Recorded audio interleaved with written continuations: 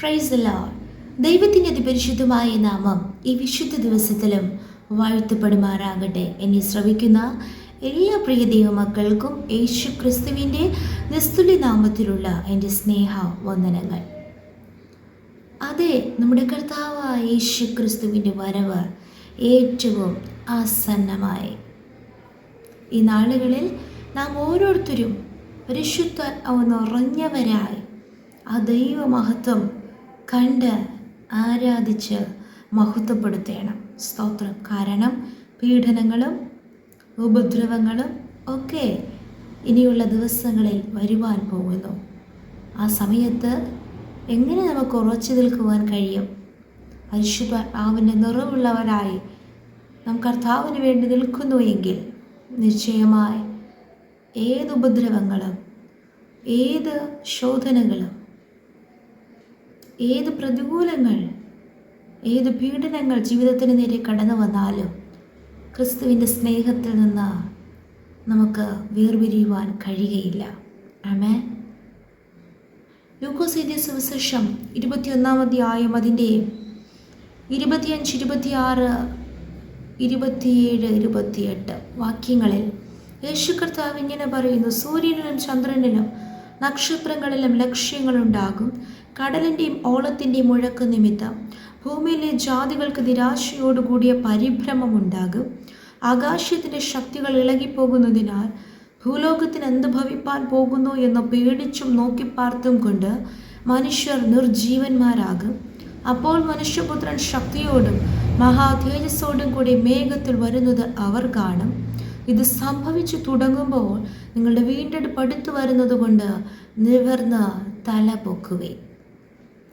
എപ്പോഴാ നിവർന്ന് തല പൊക്കുവാൻ യേശു കർത്താവ് പറഞ്ഞത്?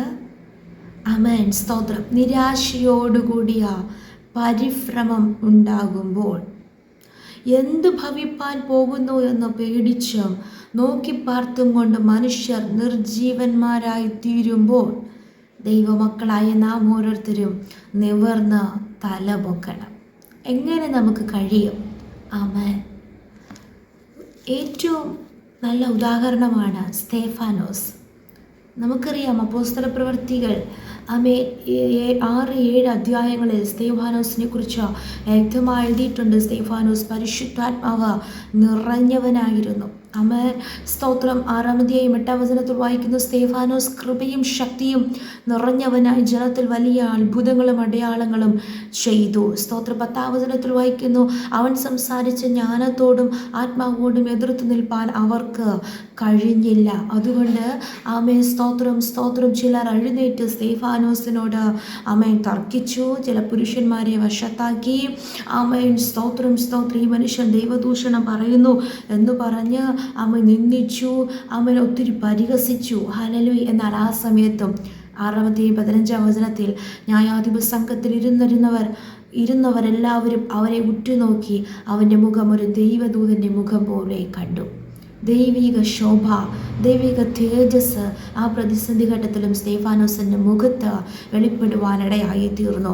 മാത്രമല്ല 7-ാം അധ്യായം അതിൻ്റെ 54 മുതലുള്ള വചനങ്ങൾ വായിക്കുമ്പോൾ സ്തേഫാനോസ് കുറേ കാര്യങ്ങൾ പ്രമാണ പുസ്തകത്തിൽ നിന്ന് അവരോട് വിവരിച്ചു പറയുന്നു, യേശുവിനെ കുറിച്ചൊക്കെ.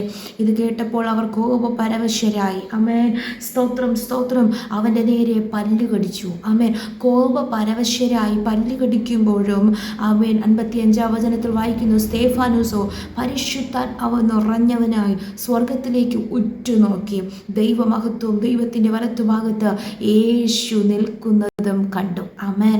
ഇത് തന്നെയാണ് യേശു കർത്താവ് പറഞ്ഞത്. നിരാശയോടുകൂടിയ പരിഭ്രമം. ആമേൻ. എന്ത് സംഭവിപ്പാൻ പോകുന്നു എന്ന് പേടിച്ച് നിർജീവന്മാരെ പോകുന്ന അവസ്ഥകൾ. ആമേൻ. സ്തോത്രം. സ്തോത്രം. ഹല്ലേലൂയ. അവിടെയും നിവർന്ന് തലപൊക്കണം. ഇവിടെ പരിശുദ്ധാത്മാവിൻ്റെ നിറവുള്ളത് കൊണ്ട് ആമേൻ സ്തേഫാനോസ് ആമേൻ പല്ല് കടിക്കുമ്പോഴും ആമേൻ അതിൻ്റെ നടുവിൽ സ്വർഗത്തിലേക്ക് തലപൊക്കി നോക്കി ദൈവമഹത്വം ദൈവത്തിൻ്റെ വലത്ത് ഭാഗത്ത് യേശു നിൽക്കുന്നതും കണ്ടു. ഇതാ സ്വർഗം തുറന്നിരിക്കുന്നതും മനുഷ്യപുത്രൻ ദൈവത്തിൻ്റെ വലത്ത് ഭാഗത്ത് നിൽക്കുന്നതും ഞാൻ കാണുന്നു എന്ന് വിളിച്ചു പറഞ്ഞു. ഹല്ലേലൂയ. ആമേൻ, സ്തോത്രം. ഏത് പ്രതിസന്ധികൾ കർത്താവിൻ്റെ വരവേറ്റവും അടുത്തിരിക്കുന്ന ഈ അന്ത്യനാളുകളിൽ അവനിന് നാം ഒട്ടും പ്രതീക്ഷിക്കാത്ത സംഭവങ്ങൾ അവൻ്റെ ലോകത്ത് സംഭവിച്ചേക്കാം. ഹല്ലേലൂയ. അവൻ പ്രതീക്ഷിക്കാത്ത അനർത്ഥങ്ങൾ, അവൻ പ്രകൃതിക്ഷോഭങ്ങൾ, അവൻ ആകാശത്തിൻ്റെ ശക്തികൾ ഇളകുന്ന പല സാഹചര്യങ്ങൾ അവൻ ഈ ഭൂമിയിലായിരിക്കുന്ന നമുക്ക് നേരെ കടന്നു വരാം. എന്നാൽ അവിടെയും ആമേൻ പരിശുദ്ധാത്മാവിന് നിറവുള്ളവരായി നാം മാറുമ്പോൾ നമുക്ക് നിവർന്ന് തലപൊക്കി ആ സ്വർഗത്തിലെ ദൈവമഹത്വത്തെയും യേശു കർത്താവ് നമ്മെ ചേർക്കുവാൻ ആമേൻ സ്തോത്രം വാതിൽക്കൽ നിൽക്കുന്നതും ആ യേശു കർത്താവിൻ്റെ വരവിനെ കുറിച്ചുള്ള പ്രത്യാശ നിറഞ്ഞവരായി ആമേൻ ഹല്ലേലൂയ ഉയരത്തിലുള്ളത് ചിന്തിച്ച് ആമേൻ കർത്താവിൻ്റെ വരവിൽ എടുക്കപ്പെടുവാൻ ഇടയായി തീരും. ആയതിനാൽ ഈ വചനം കേൾക്കുന്ന ദൈവമക്കളായ നാം ഓരോരുത്തരും ഒന്നുകൂടെ നമ്മെ തന്നെ ശോധന ചെയ്യുക. ആമേൻ നിരാശയുടെ അനുഭവങ്ങൾ, പേടിക്കുന്ന നിർജീവനായി പോകുന്ന സാഹചര്യങ്ങൾ കടന്നു വരുമ്പോൾ വ്യക്തികൾ നമുക്ക് നേരെ അവൻ ദൈവഭാഗത്ത് നിൽക്കുന്നത് കൊണ്ട്, ആമേൻ വ്യത്യസ്തമായി ചിന്തിക്കുന്നത് കൊണ്ട്, സംസാരിക്കുന്നത് കൊണ്ട്, പരിശുദ്ധാത്മാവിൻ്റെ നിറവുള്ളത് കൊണ്ട് കോപപരിവശരായി പല്ലുകടിക്കുമ്പോഴും നിന്ദിക്കുമ്പോഴും പരിഹസിക്കുമ്പോഴും തളർന്ന് നിരാശപ്പെട്ട് ക്ഷീണിച്ചു പോകുന്നവരായിട്ടല്ല, വീണ്ടും പരിശുദ്ധാത്മാവിൻ്റെ നിറവോടുകൂടെ നാം നിവർന്ന് തലപൊക്കി അവൻ ആ വീണ്ടെടുപ്പ് നാളിനായി നാം കാത്തിരിക്കുമ്പോൾ നമ്മുടെ മണവാളനായ യേശു കർത്താവിനെ തിരികേൽക്കുവാൻ നമുക്ക് വാനമേഘങ്ങളിൽ എടുക്കപ്പെടുവാനിടയായി തീരും. വചനം കേൾക്കുന്ന എല്ലാവരെയും കർത്താവ് അനുഗ്രഹിക്കട്ടെ. നമുക്ക് ഒരുമിച്ച് പ്രാർത്ഥിക്കാം. നല്ല ദൈവമേ, സ്വർഗ്ഗസ്ഥ പിതാവേ, അനുഗ്രഹിക്കപ്പെട്ട വിശുദ്ധ ദിവസത്തിലും അങ്ങ് ഞങ്ങൾക്ക് നൽകിയ ആലോചനയ്ക്കായി സ്തോത്രം കർത്താവേ. യേശുവാ ഹല്ലേലൂയ.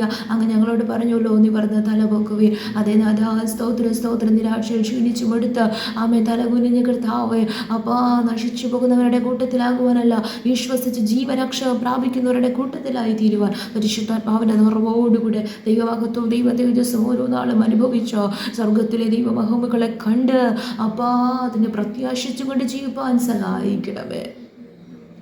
സമ്പൂർണ്ണമായി താഴ്ത്തുന്ന വചനം കേൾക്കുന്ന എല്ലാവരെയും അനുഗ്രഹിക്കണം. പ്രാർത്ഥന ഘട്ടത്തിനായി സ്തോത്രം യേശുവിൻ്റെ അധികാരമുള്ള നാമത്തിൽ തന്നെ. ആമേൻ, ആമേൻ, ആമേൻ. May God bless you all.